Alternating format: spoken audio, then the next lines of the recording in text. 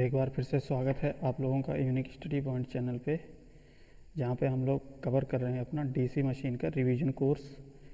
और अभी तक हम लोगों ने 4 लेक्चर को पढ़ लिया है और 4 लेक्चर में हमने जो भी इम्पोर्टेंट टॉपिक्स थे आपके डीसी मशीन में उनको कवर किया है। और आज हम लोग क्या करेंगे, कुछ और टॉपिक्स को कवर करते हैं। और ये टॉपिक आपके मोस्ट इम्पोर्टेंट टॉपिक हैं, चाहे आप बोर्ड का एग्ज़ाम दे रहे हो, चाहे बीटी बोर्ड हो पॉलिटेक्निक स्टूडेंट के लिए, चाहे आप बीटेक का स्टूडेंट हो, बीटेक के आपके एक्यूटिव के एग्ज़ाम चल रहे हैं, तो चाहे ये बीटेक वाले स्टूडेंट हो उनके लिए भी हेल्पफुल है, ठीक है। और चाहे ये आप किसी भी कम्पिटिटिव एग्ज़ाम्स की तैयारी करते हैं, जैसे एसएससी जेई हो गया, यूपीपीसीएल जेई हो गया, असिस्टेंट इंजीनियर हो गया यूपीपीसीएल में, ठीक है। तो कहीं ना कहीं ये सारे टॉपिक जो है आपको पता होने चाहिए, कुछ बेसिक आपको पता होने चाहिए इनके, ठीक है। तो चलिए हम लोग फिर इनको स्टार्ट करते हैं और अच्छे से देखते हैं, ठीक है। चलिए फिर, तो ये है हमारा लेक्चर नंबर 5, ये है हमारा lecture number 5 DC machine revision class, ठीक है। अब इस लेक्चर नंबर 5 में हम लोग क्या कवर करने जा रहे हैं, तो लेक्चर नंबर 5 में हम लोग क्या करेंगे, कुछ नए टॉपिक्स हैं। जैसे डीसी मशीन में आपने पढ़ा होगा कि speed control of DC machine, या सॉरी डीसी मोटर, ठीक है, मोटर कहो आप, यानी कि आपको स्पीड कंट्रोल करनी है डीसी मोटर की। तो एक तो ये कवर करेंगे, और एक है आपका starting method of DC motor, ठीक है। तो बेसिकली हम लोग 2 टॉपिक को आज कवर करने की कोशिश करेंगे, ठीक है। चलिए देखते हैं फिर, पहला टॉपिक हमारा देखते हैं speed control of DC motor. तो हेडिंग आप डाल सकते हैं, समझ सकते हैं आप, speed control of DC motor. तो सबसे पहले हम लोग इसको समझने के लिए हम लोग क्या करेंगे, स्पीड कंट्रोल के मेथड्स पढ़ेंगे कि स्पीड को कंट्रोल करने के लिए हमारे क्या क्या मेथड्स यूज किए जाते हैं डीसी मोटर में। तो सबसे पहले क्या होता है, हम लोग मेथड्स देख लेते हैं। और ये मेथड जो होते हैं हम लोग एक रिलेशन के हिसाब से देखते हैं, एक रिलेशन से कैलकुलेट करके देखते हैं कि एक रिलेशन आपका निकलेगा, और उस रिलेशन के हिसाब से हम देखते हैं कि कितने टाइप की मेथड का यूज हम लोग करते हैं डीसी मोटर की स्पीड को कंट्रोल करने के लिए, ठीक है। तो ये रिलेशन क्या होता है बेसिकली, तो आप जानते हैं कि रिलेशन आपने क्या पढ़ा है, आप जानते हैं स्पीड का रिलेशन क्या होता है, n = EB, आपने यही पढ़ा, EB अपॉन K∅, यही रिलेशन पढ़ा है। अगर इसको EB की जगह पे हम लोग ये लिख सकते हैं केवीएल इक्वेशन लगा करके, B - IA RA upon K∅, ठीक है। तो यहाँ से हमारा रिलेशन क्या निकलता है, n proportional B - IA RA upon ∅, यही होगा, ठीक है। अब इस रिलेशन से हम लोग देख लेते हैं कि क्या क्या मेथड्स हम लोग स्पीड को कंट्रोल करने के लिए यूज करते हैं, ठीक है। तो देखिए, आप जानते हैं कि अगर आर्मेचर, ये क्या है, आर्मेचर रेजिस्टेंस, ठीक है, आर्मेचर रेजिस्टेंस, यानी कि आर्मेचर रेजिस्टेंस अगर हम लोग क्या करते हैं, सर्किट का आर्मेचर रेजिस्टेंस को अगर हम लोग चेंज करते हैं, तो चेंज करने से हमारा क्या होगा, स्पीड में चेंज आएगा। किस में जाएगा, स्पीड में चेंज आएगा, ठीक है। तो एक तो मेथड हमारा ये हो गया। तो ये मेथड हमारा कहलाता है क्या, आर्मेचर, इस मेथड को क्या बोलते हैं, आर्मेचर रेजिस्टेंस कंट्रोल मेथड, ठीक है, कंट्रोल मेथड। तो यानी कि एक तो मेथड ये हो गया। दूसरे मेथड की अगर बात करें, एक आपको दिख रहा है ये फ्लक्स है, यानी कि फ्लक्स को अगर हम लोग चेंज करते हैं, फ्लक्स को अगर कंट्रोल करते हैं, तो हमारी स्पीड देखिए इस पर डिपेंड कर रही है। तो यहाँ से क्या होगा, चेंज, अगर इस फ्लक्स को करेंगे तो हमारी स्पीड भी क्या होगी, वो भी चेंज होगी, है ना। तो इस फ्लक्स को अगर चेंज करने से हमारी स्पीड में इफ़ेक्ट आएगा, तो इसका मतलब हमारा ये मेथड कौन सा कहलाता है, तो ये मेथड जो आपका कहलाता है, यानी कि फ्लक्स की वजह से जो चेंज होता है वो मेथड कहलाता है फ्लक्स या field flux control method. Field flux control method. अब जानते हैं फ्लक्स फील्ड का ही होता है, ठीक है। फ्लक्स को हम लोग अगर फील्ड वाइंडिंग की फ्लक्स को चेंज करेंगे तो हमारा क्या हो जाएगा, फील्ड कंट्रोल मेथड। और नेक्स्ट मेथड आपका होता है वी। वी का मतलब क्या है, यानी कि स्पीड किस पे डिपेंड कर रही है, वोल्टेज पे डिपेंड कर रही है। तो ये क्या होता है, यानी कि ये हमारा वोल्टेज हो जाएगा armature voltage, armature voltage control method, ठीक है। यानी कि हम लोग अगर आर्मेचर वोल्टेज में वेरिएशन करेंगे तो हमारी स्पीड भी डायरेक्टली वेरिएशन आएगा, ठीक है। तो बेसिकली आपके 3 मेथड्स होते हैं। अगर ये रिलेशन आपको पता है तो ये मेथड, सारे मेथड आपको पता हो जाएंगे। अब आपके दिमाग में आ रहा होगा कि ये एक आर्मेचर करंट बचा है, तो आर्मेचर करंट को भी चेंज करके हम लोग कर सकते हैं कि नहीं कर सकते हैं। तो हमेशा ध्यान रखना, आर्मेचर करंट क्या है आपकी, ये क्या है, आर्मेचर करंट को हम लोग हमारे हाथ में नहीं होता है, क्योंकि आर्मेचर करंट जो होती है वो बेसिकली आपकी किस पे डिपेंड करती है, लोड पे डिपेंड करती है। किस पे डिपेंड करती है, लोड पे।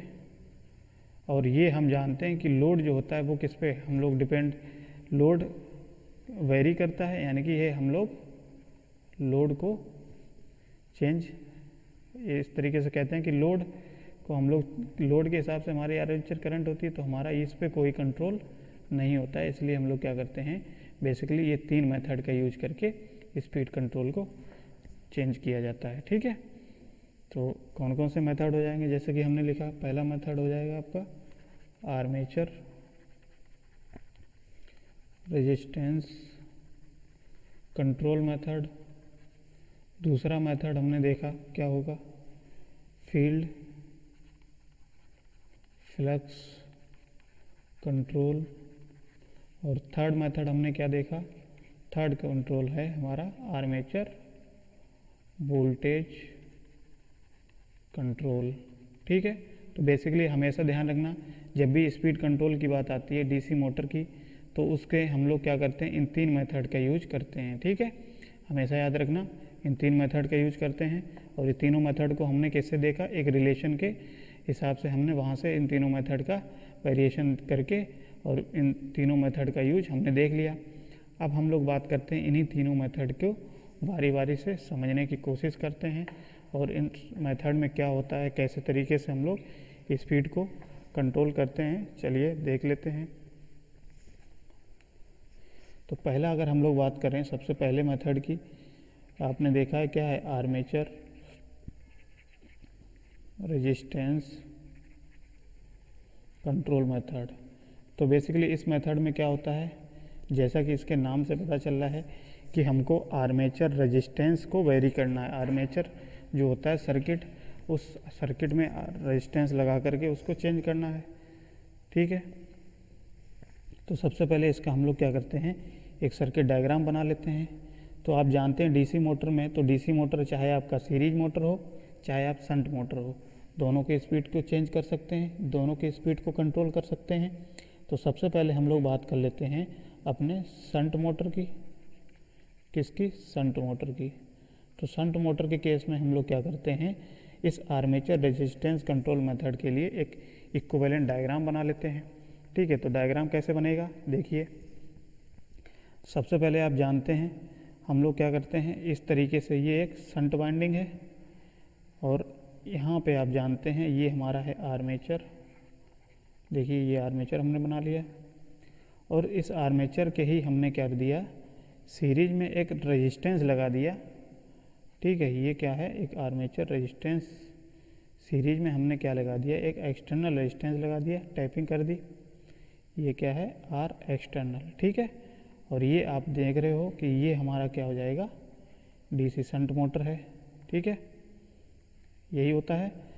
तो बेसिकली अगर डीसी शंट मोटर है तो आपका ये रेजिस्टेंस यहाँ पे नहीं होता है ना, और यहाँ पे क्या होता है, ये हमने इस मेथड का यूज किया, इसलिए हमने क्या किया, आर एक्सटर्नल लगा दिया, और यहाँ पे इसका कुछ ना कुछ क्या होगा, आर्मेचर रेजिस्टेंस होगा, इंटरनल रेजिस्टेंस, बैक ईएमएफ होगा, ये क्या है, आरएसएच हो जाएगा।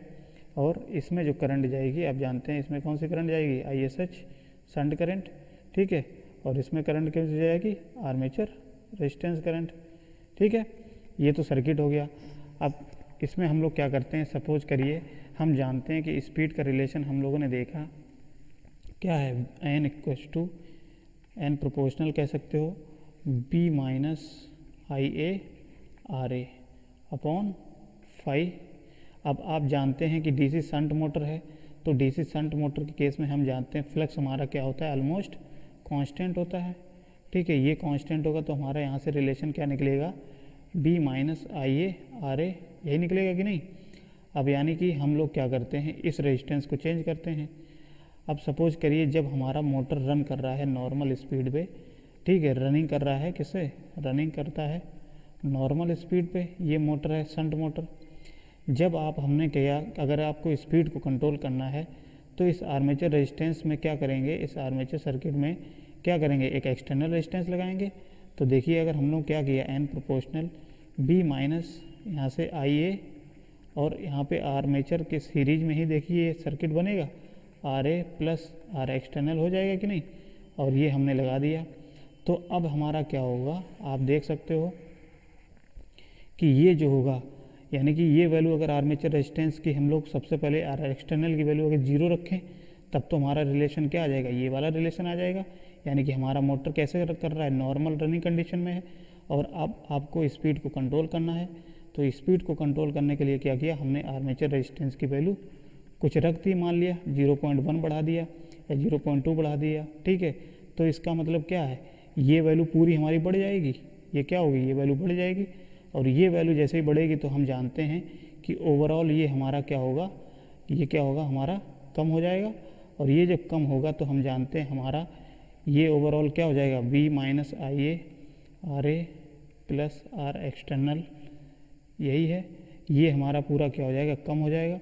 और ये जब कम होगा तो हमारी स्पीड क्या होगी, कम होगी इस मोटर की कि नहीं होगी, बताइए, यही होगा कि नहीं। तो यहाँ से हम देख सकते हैं कि हमारी स्पीड क्या हो जाएगी, चेंज हो जाएगी, ठीक है। अब इतनी बात आ गई, यानी कि हम स्पीड क्या हो जाएगी हमारी, कम हो जाएगी। अब नेक्स्ट पॉइंट और इसमें देखते हैं, समझते हैं। जैसा हमने बताया n प्रोपोर्शनल है B minus IA RA plus R external, यही होगा। यानी कि ये वैल्यू आपकी कम हो गई और ये वैल्यू स्पीड कम हो जाएगी। अब अगर सपोज करिए हमारा R एक्सटर्नल यहाँ पे ना लगा होता 0, तब तो हमारी स्पीड क्या होती है, ये स्पीड कुछ ज़्यादा होती कि नहीं इससे, है ना, ये कुछ ज़्यादा होती, ये वाली कुछ ज़्यादा होगी स्पीड की नहीं, यहीं B माइनस IA RA होता तो ये स्पीड ज़्यादा होती, ये स्पीड कम होगी इस कंपेरिजन में। यानी कि यहाँ से हमारा क्या निकला कि जब हमने R एक्सटर्नल 0 किया तब हमारा क्या होगा, नॉर्मल कंडीशन में होगा। यानी कि जो हमारा मोटर होगा वो आपका एक रेटेड स्पीड पे रोटेट कर रहा होगा, यानी कि एक बेस स्पीड पे, है ना, एक बेस स्पीड पे, यानी कि फुल स्पीड पे रोटेट कर रहा है जिस तरीके से हमने रेटेड है जितना। जैसे ही हमने R एक्सटर्नल की वैल्यू कुछ बढ़ाई तो R एक्सटर्नल की वैल्यू बढ़ाने पे क्या होगा, हमारी स्पीड क्या हो जाएगी, कम हो जाएगी। और कम होने का मतलब क्या है कि हमारा इस मेथड में, हमेशा याद रखना, इस मेथड में हम लोग स्पीड को क्या करते हैं, आर्मेचर रेजिस्टेंस मेथड में मोटर की स्पीड को बेस या रेटेड स्पीड से कम स्पीड के लिए ही यूज करते हैं। देखिए क्या होता है, आर्मेचर रेजिस्टेंस मेथड क्या यूज किया जाता है, for below the base speed method, या हम कह सकते हैं रेटेड स्पीड से कम के लिए इस मेथड का यूज किया जाता है। क्यों किया जाता है, देख सकते हो, जब हमने कुछ नहीं रेजिस्टेंस कनेक्ट किया था तो उस केस में हमारी जो रेटेड स्पीड से ऑपरेट कर रहा था मोटर, और जैसे ही हमने आर्मेचर रेजिस्टेंस को बढ़ाया, यानी कि R एक्सटर्नल को कुछ बढ़ा दिया, तो बढ़ाने से हमारी क्या हो जाएगी, स्पीड कम ही होगी, ज़्यादा तो नहीं हो सकती है ना। तो इसका मतलब क्या है, हमारी स्पीड क्या होगी, जो रेटेड होगी, रेटेड से हमारी क्या हो जाएगी, या बेस स्पीड से हमारी स्पीड कैसी हो जाएगी, कम ही हो जाएगी, यानी कि बिलो द बेस स्पीड। तभी हम लोग कहते हैं कि ये जो आर्मेचर रेजिस्टेंस मेथड होता है वो हमेशा बेस वैल्यू से या बेस स्पीड से कम स्पीड के लिए यूज किया जाता है। समझ में आ गया, बताइए सभी लोग, कमेंट करिए, इतनी बात समझ में आई। तो अब इस मेथड में हमने ये समझ लिया जहाँ पे हमको बेस स्पीड से कम की स्पीड चाहिए होती है या रेटेड स्पीड से कम स्पीड चाहिए होती है, वहाँ पे हम आर्मेचर रेजिस्टेंस मेथड का यूज़ करते हैं। क्यों करते हैं? क्योंकि हमने यहाँ से समझ लिया।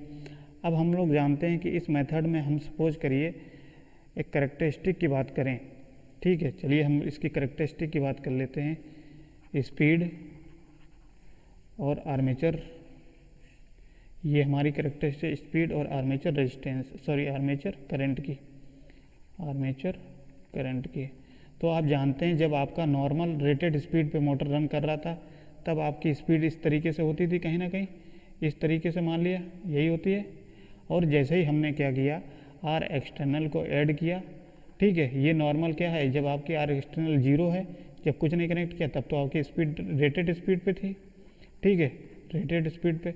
और जैसे ही हमने क्या किया, कुछ रेजिस्टेंस कनेक्ट किया तो ये स्पीड हमारी कैसी हो गई, कम हो गई। तो ये हमारा ग्राफ क्या शो करेगा, ये हमारा रेजिस्टेंस, सॉरी ये हमारा ग्राफ क्या शो करेगा, ये हमारा शो करेगा with series resistance, series resistance, ठीक है। इतना समझ में आ गया। यानी कि जैसे हमने रेजिस्टेंस आर एक्सटर्नल कुछ वैल्यू बढ़ाई, यानी कि ये 0 नहीं हुई, 0.1 या कुछ भी हमने बढ़ाया, यानी कि नॉट इक्वल टू 0, जब ये 0 नहीं है तब हमारी क्या है, ये स्पीड करेक्टरिस्टिक हो जाएगी शंट के लिए, जैसा आपने पढ़ा होगा पिछले क्लास में। ये क्या है, नॉर्मल के लिए है, ये नॉर्मल के लिए, ठीक है। तो ये तो स्पीड की हो गई, स्पीड और आर्मेचर करंट के रिलेशन में। ऐसे ही हम लोग बात करें कि इसके, अगर ये तो हमने शंट की बात कर ली, ठीक है। अब अगर हमारा ये बात किया जाए कि आपका ये मोटर, आपका सीरीज मोटर अगर हम लोग यूज करें तो सीरीज मोटर के लिए क्या हो जाएगा, तो देखिए सीरीज मोटर के केस में हमारा क्या बनेगा, इक्विवेलेंट सर्किट सीरीज मोटर। तो सीरीज मोटर में हमेशा ध्यान रखना, आप सबसे पहले क्या करेंगे, सीरीज मोटर बनाएंगे। तो आप जानते हैं सीरीज मोटर बनाने के लिए क्या होता है, हमारा इस सीरीज में बाइंडिंग होगी, इसको इस तरीके से बना लेते हैं।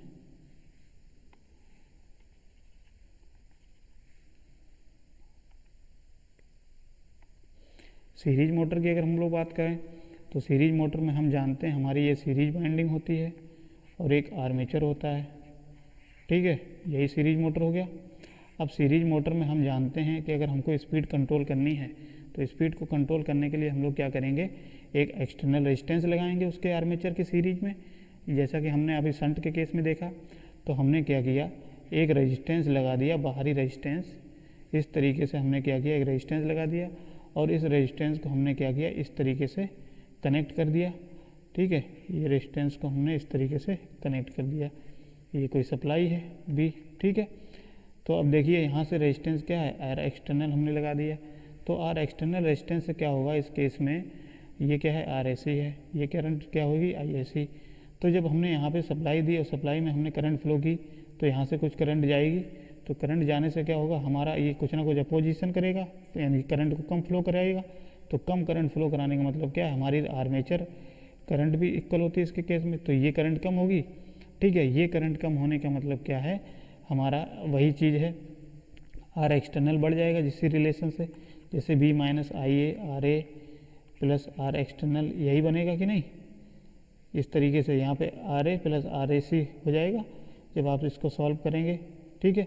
तो ये हमारा एक्सटर्नल उसी तरीके से कम हो जाएगा और स्पीड हमारी कम हो जाएगी, ठीक है। इसी तरीके से हमारा जिस तरीके से हमने वो देखा शंट के केस में, वैसा ये भी हो जाएगा, लेकिन सर्किट डायग्राम आपका इस तरीके से बन जाएगा, समझ में आया।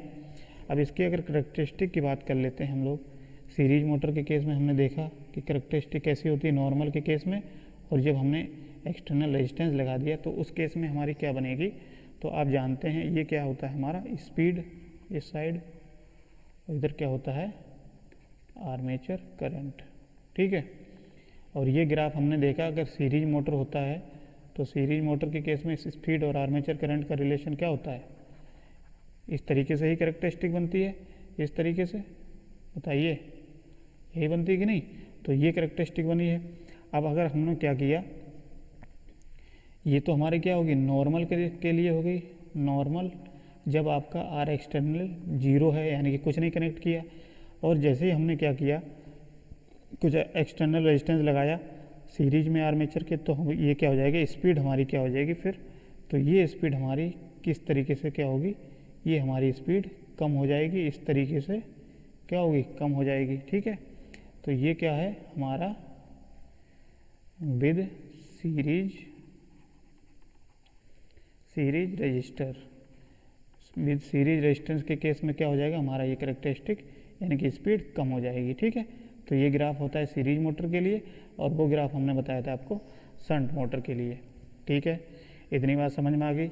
यानी कि इस तरीके से हम लोग क्या करते हैं, अपने आर्मेचर रेजिस्टेंस कंट्रोल का यूज करके एक स्पीड को कंट्रोल कर सकते हैं। ठीक है, अच्छा एक बात और ध्यान देना है, जो आर्मेचर रेजिस्टेंस मेथड कंट्रोल होता है, ठीक है, इसको हम लोग एक दूसरे नाम से भी जानते हैं। वो कौन सा मेथड होता है, याद रखना, रियोस्टैटिक कंट्रोल। क्या होता है, रियोस्टैटिक कंट्रोल मेथड। ठीक है, इस नाम से भी आ सकता है, तो हमेशा याद रखना।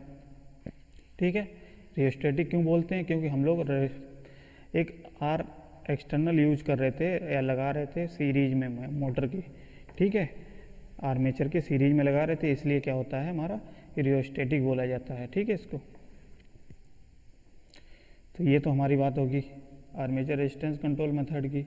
अब इस आर्मेचर रेजिस्टेंस कंट्रोल मेथड की अगर बात करें कि क्या क्या दिक्कतें होती हैं, क्या क्या डिसएडवांटेज होते हैं, या क्या ड्रॉबैक होते हैं इसके, क्या क्या कमियां होती हैं, तो पहली आप ड्रॉबैक अगर लिखना चाहें तो ड्रॉबैक्स क्या होंगे इसके, याद रखना। पहला क्या हो जाएगा, तो हम जानते हैं कि अगर रेजिस्टेंस हम आर्मेचर में कनेक्ट करते हैं, आर्मेचर के सीरीज में, तो आर्मेचर में ही करंट फ्लो होगी। ठीक है, आर्मेचर में क्या होती है, हमारी करंट फ्लो होती है, और लोड के हिसाब से जैसे जैसे लोड बढ़ाएंगे उसी तरीके से हमारी आर्मेचर करंट बढ़ेगी, और आर्मेचर करंट बढ़ेगी तो हम जानते हैं सीरीज में क्या है आपका आर एक्सटर्नल रेजिस्टेंस लगा है, तो ज़्यादा रेजिस्टेंस होगा तो उस केस में क्या होगा, जो भी करंट होगी, जो भी आपकी लॉसेस होगा, वो क्या होगा आपका एनर्जी के फॉर्म में, एनर्जी या हीट के फॉर्म में क्या हो जाएगा, वेस्टेज हो जाएगा। ठीक है, तो इसीलिए क्या होता है, ये मेथड आपका इकोनॉमिकल मेथड नहीं होता है, याद रखना। आया समझ में, इकोनॉमिकल क्यों नहीं होता है, क्योंकि सीरीज में रेजिस्टेंस होने के कारण आर्मेचर रेजिस्टेंस अगर कम ज़्यादा होगी तो उस केस में हमारी जो हीट होगी, हीट या I²R लॉस डेवलप हो जाता है इसमें। ठीक है, तो पहला ड्रॉबैक क्या होगा, क्या लिखेंगे हम लोग इसमें, पहला ड्रॉबैक आप लिखेंगे कि जो पावर होती है, यानी कि लार्ज अमाउंट ऑफ पावर क्या हो जाती है, इसमें वेस्टेज हो जाती है। क्या हो जाती है, वेस्टेज हो जाती है, किसमें, जब हम एक्सटर्नल रेजिस्टेंस लगाते हैं, इन एक्सटर्नल रेजिस्टेंस। ठीक है, दूसरा अगर हम लोग ड्रॉबैक की बात करें तो ड्रॉबैक दूसरा क्या हो जाएगा कि हमारे एक तो कमी ये होती है, एक दूसरी कमी हमारी ये हो जाएगी कि हम अगर स्पीड को हम बढ़ाना चाहें तो इस मेथड से हम लोग स्पीड बढ़ा नहीं सकते हैं। स्पीड को हम लोग क्या कर सकते हैं, रेटेड स्पीड से कम ही स्पीड कर सकते हैं, बढ़ा नहीं सकते हैं, तो ये भी एक ड्रॉबैक है। ठीक है, तो क्या हो जाएगा, ये दूसरी हमारा ड्रॉबैक ये हो जाएगा कि स्पीड जो होती है वो हम लोग कर सकते हैं बिलो नॉर्मल स्पीड से, नॉर्मल स्पीड से कम ही हम लोग कर सकते हैं, और इस स्पीड को हम लोग क्या कर सकते हैं, स्पीड को बढ़ा नहीं सकते हैं। ठीक है, ये याद रखना, ये हम लोग स्पीड को बढ़ा नहीं सकते हैं इस मेथड से। ठीक है, दूसरा मेथड हो गया। तीसरा मेथड आपका तीसरा जो ड्रॉबैक होगा, तो तीसरा ड्रॉबैक ये होता है कि हम जानते हैं कि अगर हम लोग RSC में वेरिएशन करते हैं, ठीक है, तो मोटर में जो वेरिएशन होता है लोड में, वो आपका क्या होता है, कांस्टेंट नहीं होता है। ठीक है, तो चलिए ये लिख लीजिए, एक तो मेथड आप इस तरीके से समझ सकते हैं कि ये जो मेथड होता है वो हमेशा किस में यूज किया जाता है, स्मॉल मोटर्स में, छोटे छोटे मोटर्स के लिए किया जाता है। ठीक है, तो इतनी चीज़ अगर आपको पता है आर्मेचर रेजिस्टेंस में कंट्रोल मेथड से, तो आप कुछ भी बना के इस तरीके से लिख सकते हैं। ये आपको खुद बना के लिखना है। ठीक है, ऐसा नहीं कि हमने बुक में या जो भी आपका लिखा है वो उसको रट के लिखना है, रटना नहीं है। आप नॉर्मल तरीके से आप सोचिए और दिमाग में चीज़ें बैठाइए कि क्या क्या मेथड होते हैं, अपने हिसाब से अपनी लैंग्वेज में लिखिए। ठीक है, तभी आपको सफलता मिलेगी, तभी आप अच्छे से नंबर भी गेन कर पाएंगे। ठीक है, तो रिवीजन का मतलब यही है कि आप कम से कम समय में अधिक से अधिक चीज़ें सीख सकें। ठीक है, जो आपने पढ़ा है उसको तुरंत रिवाइज कर सकें, तुरंत याद रख सकें। ठीक है, तो इसलिए जो भी क्लास नहीं कर रहे हैं क्लास करें, जिससे कि आपका जो एक एग्ज़ाम के समय में 2-3 दिन के समय में आप क्या करें, तुरंत इसको रिवाइज कर सकते हैं। जब आपने पहली बार देखेंगे तो आपको समझ में आएगा। ठीक है, रिवीजन। और जैसे ही आप क्या करेंगे, आपको चीज़ें समझ में आ जाएंगी और समझ में आने के बाद आप क्या करेंगे,